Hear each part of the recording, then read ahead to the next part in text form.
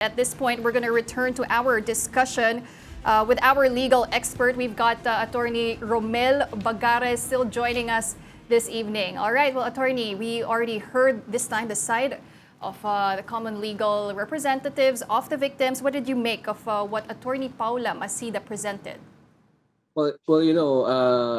Earlier before her, we saw the presentation on the individual criminal liability of the alleged individual criminal liability of the former president, and so the prosecutors here sought to establish that there was a common plan and that this was jointly implemented, and finally that there was actually the requisite intent of the part of the president. And I think personally for me, for the first time, I saw for the first time, I came across the stark details of how this was done. For instance, I always thought that DOJ Secretary Vitelan Aguila, came into the picture much later. But from the presentation, we see that he was there from the beginning. Even when Duterte was still mayor, he was really part of this inner circle of the president who, according to the prosecutors, drafted a plan to kill or petty criminals in Davao, or alleged drug users, drug pushers. And then this structure, which was crafted and implemented in Davao, was exported nationwide when Duterte became president. And according to the allegations of the prosecutors, the same people, these members of the inner circle of the president, were appointed to key positions: the PDEA, the NBI, the DOJ, the PNP. And no wonder, according to them, there was no investigation carried out against in all these killings, because the very people who control these agencies, they were into this common plan to actually neutralize alleged criminals and drug pushers and drug users. But in the end, you only have a few of these high value targets. But most of the victims ended up, most of the victims were actually people in the lower ranks of society, those in the barangays, who were defenseless, who were powerless, who did not have the political influence to defend themselves. And so, that was I thought it was the heart of darkness there. But when the victim's participation lawyer actually started also making an appeal on behalf of the victims, we were forced to dive into the inner recesses of this heart of darkness, because she spoke in greater detail about the individual cases, what was done to individuals, ordinary people who bore the brunt of the drug war launched by the Duterte administration. Mm-hmm. And we saw there an important point there about the president's key role, an outline there of 10 essential contributions of the president, from designing, from creating the DDS, all the way to appointing people in key positions of power, so that government was essentially, a huge section of the executive was essentially perverted or deployed for evil purposes, mm-hmm. which was to carry out a nationwide campaign that killed thousands of people. And in that, from the perspective, the prosecutors were saying that Duterte is not inconsequential here. He was the very heart of things. Without Duterte, the drug war would not have been carried out the way it was carried out during the Duterte administration. Mm-hmm. Yeah, I wanted to go back to the trial lawyer, Robin Croft, who did break down the numbers more. She took it a step further and detailed how the systematic features of the DDS operations took place according to the statements of their insiders. And she did zero in on Mr. Duterte being at the top of the chain of command here. But another point she made was the role of then PNP chief Bato de la Rosa. How important was her explanation of Senator Bato's role in the Duterte drug war? Because he was also there from the beginning when the design for the DDS was created by Duterte. He was already there. He was the police chief in Davao. And then he was appointed to the PNP as the head of the PNP, who was the leader of 180,000 police officers, right? And you have that number of foot soldiers that you are now able to command to implement the Upland double barrel and Upland double barrel reloaded. And that essentially allowed Duterte to carry out a nationwide campaign of terror and deaths and murder, attempted murder. And later on, we heard from the victim's representative that there were also rapes, there were also tortures, there were illegal arrests, which were officially not part of the counts here. We only have murder and attempted murder, but we heard these additional details from the victims' counsel that's not part of the official count of charges against the president and his alleged co-perpetrators. And Attorney Robin there also played that clip of then PNP Chief Bato de la Rosa, where he gave this message to the self-proclaimed drug users and pushers, where he told them that he encouraged them to kill the drug lords if they could, right? Now, if you have two individuals, the former president and now a PNP chief, somewhat saying the same pronouncements, saying the same statements, does that lend credence now to the argument that there is intent, that the common plan is really there? Yes, it actually goes into the causation, to the causality, to the link between the plan and the implementation of the plan. That it's the term neutralization, or to neutralize, is not an innocent term. No, it's actually a term that means unequivocally that people are going to be killed. That alleged drug pushers, drug users will be killed, and so it's not just Duterte saying this, but also. But I at one point in my life I was a police reporter, and in police reports, when you read across the term neutralize, it means that a criminal was killed in a police operation, and it's actually a common term used in police reports, at least during my time when I was in the late 1990s and early 2000s, and was doing the police beat, the Western Police District, the NBI, and also the Philippine National Police Headquarters in Camp Crame. It's a common term used in police reports that some criminal was killed in a police operation. But legally speaking, attorney, is a common use of a term acceptable? Let's say neutralize is commonly used as meant to kill, but in definition, it could mean something else.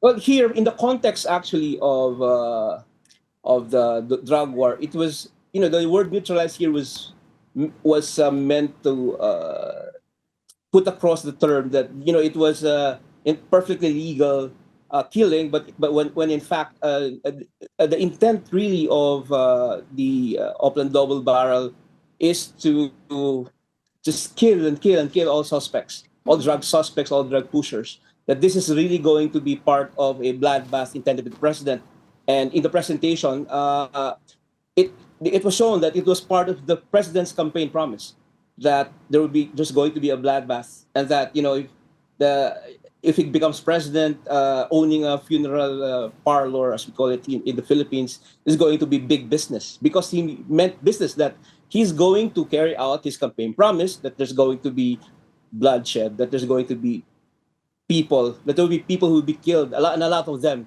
in the drug war that he's going to launch. Attorney Robin actually didn't utilize her full time there. She wrapped up her argument, and that's why we heard the side of the victims immediately. And I noticed that what Attorney Masida did there was to really go after the emotional aspect of the implication, the aftermath of the drug war. She was very descriptive in recounting the accounts of the victims' families. As I mentioned, she did recount the story of when there were 4 unidentified men wearing bonnets coming to their house, breaking down the front door.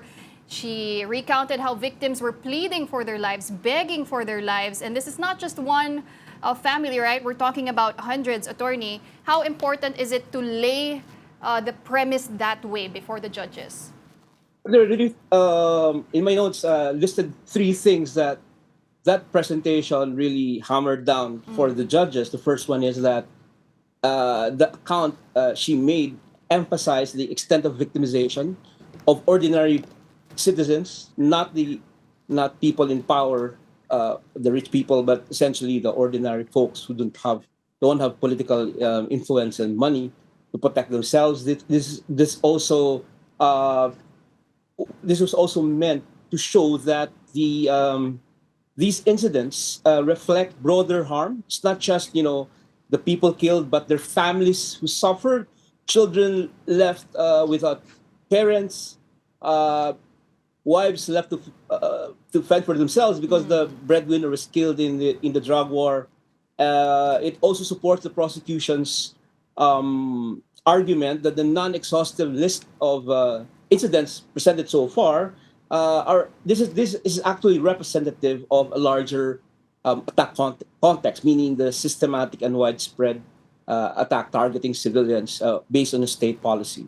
So these three things are really laid or hammered down into the picture by the presentation of the Victims' Counsel. And okay, now let's shift to the side of the prosecution, or the defense rather.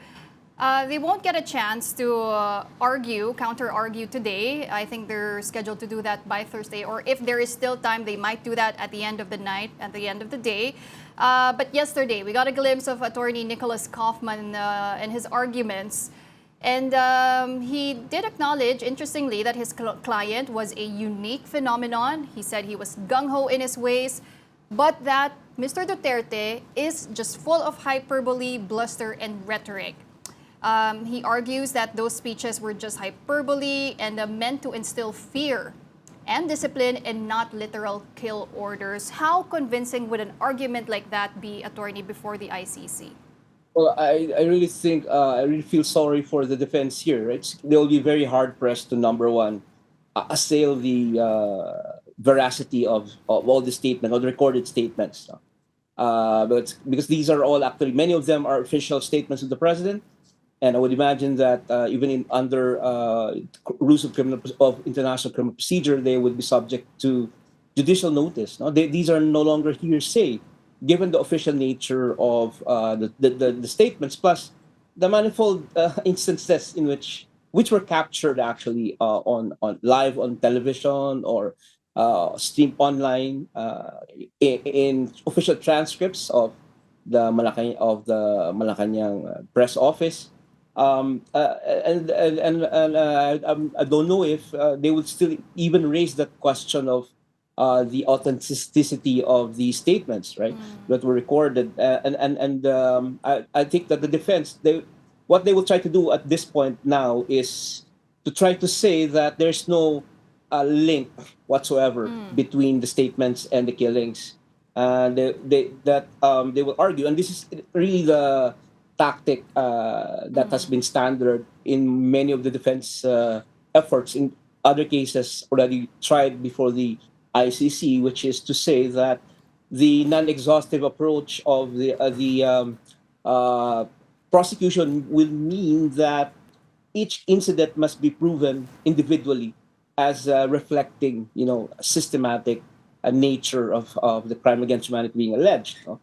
So they will try to contest the representativeness of these things. But as you can see, the narration we've heard and seen so far, really detailed, consisting of individual cases. So they will really have a hard time. The job is cut out for them, to punch holes into this narrative, because the task here of the prosecution is to show that there's legal coherence, there's narrative integrity from start to finish. They lay down the growth of the DDS from being a double confined institution to something that larger when Duterte became president, with key agencies in the executive marshaled by the president for perverted purposes. And if these are unrebutted, according to the standard of evidence here, then if these are unrebutted, you will have evidence that could sustain a conviction. That will constitute substantive grounds to hold Duterte into account and to bring him to trial. So that those are the things that the defense must muster to defend their client. Well, it's very crucial for the prosecution to establish the criminal intent liability of the accused, Mr. Duterte. They need to prove that he is indeed the mastermind of this common plan and that he was the head of this chain of command. Do you foresee, attorney, the possibility of the defense introducing arguments that the chain of command, or to cut that chain of command and say these direct perpetrators were just rogue agents and have nothing to do with Mr. Duterte? I think I would imagine that the defense right now, their argument would be, well, this is a civilian institution.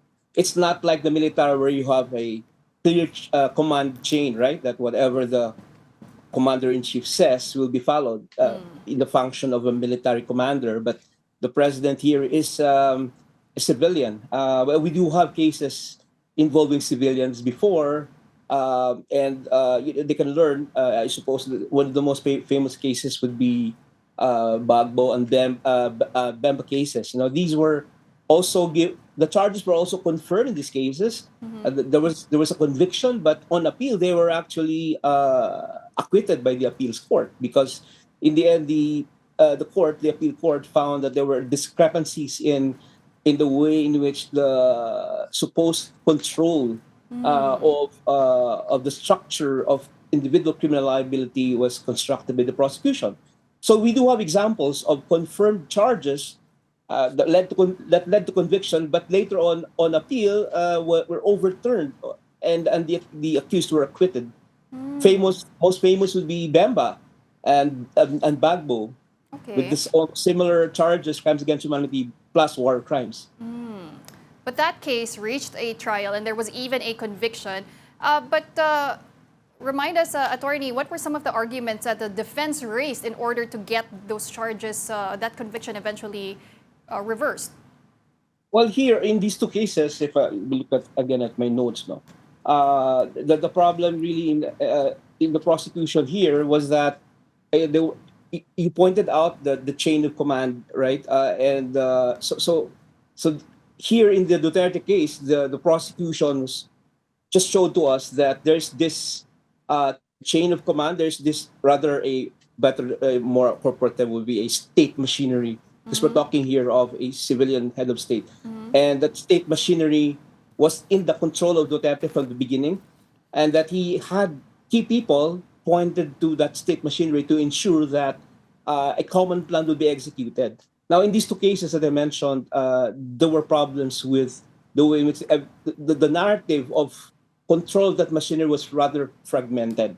Now in this case, as we have seen, looking at how the prosecutors have shown the things so far, you can see that there's a legally coherent account of how the whole thing started. That from the beginning, the design was concocted in Davao, and then it was expanded to the national scene using the same personalities, persons that he trusted, who were here, Duterte's close associates when he was still Davao mayor. So you have Vitaliano Aguirre. That came as a surprise to me, that he was there from the beginning when Duterte was still mayor, and he was the one giving advice. And that this was when Duterte became president. Vitaliano Aguirre now was the DOJ secretary. La Peña was now the PDEA chief, and Gueran was now the FBI director, and Bato was now the PNP chief. Now, how do you have an honest to goodness investigation of the drug war if the very people on top of these agencies are the ones who are actually implementing the common plan jointly with Mr. Duterte? So that is really the narrative here, and I think that they were able to show that in the presentations. And I guess that's why the prosecution also released the document containing the charges, the unredacted version, which already included the names of the co-perpetrators, not necessarily because charges will be filed and they will be arrested next, but they need to lay down the network and their connection to the top of the chain, which is Mr. Duterte. And going back to your point on Vitaliano Aguirre, well, he acknowledges that he was the lawyer of then Mayor Rodrigo Duterte in Davao City. But when he was Justice Secretary, he claims that he knew nothing of the extrajudicial killings and none of the cases even reached his desk. So on his part, he couldn't really do anything. But so that's my next question, attorney. Do you think that cases could eventually be filed against the co-perpetrators? I have no doubt that that's going to happen in this case. And there were also um, video evidence that of Attorney Aguirre calling the alleged drug addicts and drug pushers as non-human or subhuman.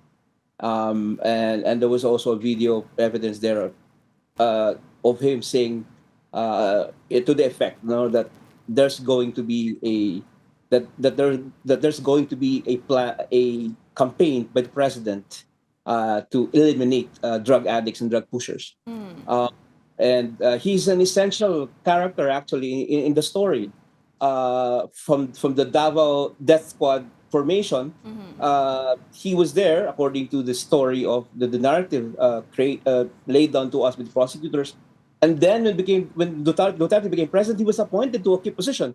And the agency that's supposed to prosecute illegal, unlawful killings, summer executions, he is now the one who's actually occupying the chief position in that agency and distorting the purposes of that agency because of the common plan hatched between and among them. In the PNP Manual of Operations, it's stated there that if every time there's a death in a police operation, that's supposed to be submitted for automatic inquest by the DOJ.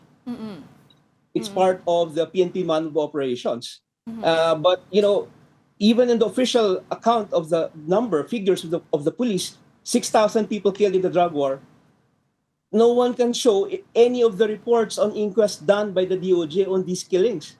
I can excuse maybe even 100, that only 100 reports were made out of the deaths arising from the so-called Nandaban crimes, but 6,000, not one report being produced by the PNP and the DOJ under Vitaliano Aguirre's term as Secretary of Justice. So that's something that I'm sure will be highlighted in the trial at some point. Well, let me correct myself there. Former Justice Secretary Vitaliano Aguirre maintains that he knew nothing of the common plan. All right. So, but in a bigger perspective, attorney, some are critical of the strategy of the defense of Attorney Nicholas Kaufman and his choice of words. Some say they were quite interesting because in his oral arguments yesterday in the opening statements, he seemed to attack the Marcos administration. He also attacked civil society, even media, accusing media of portraying Duterte as a politically targeted leader, of cherry picking from his statements. How effective is an argument like that in the ICC? Well, I think Attorney Kaufman knows what he's doing. Well, he's actually addressing number one, the constituency of Mr. Duterte, the former president, which is sizable until now, and he understands. I think he knows that politically, the Duterte family is still very, very influential, and that side of the politics to international criminal justice is something that he wants to take care of, to use. And then, of course, the framing that was adopted by the defense is that the ICC has no jurisdiction over the case because Mr. Duterte was in the first place illegally abducted. He was basically abducted without due process, without any legal basis. He was kidnapped, in his own words, and taken to The Hague. And that was the line that they're saying here, that there's no personal jurisdiction by the ICC over Mr. Duterte. So that's still consistent, actually, with the arguments that they have made so far. And that's the same argument that they have raised to the appellate, to the appeals chamber of the ICC. All right. Well, we will continue this conversation later. We're going to get back to you again. But for now, thank you very much for answering our call. That was Attorney Romel Bagares, an expert in international law.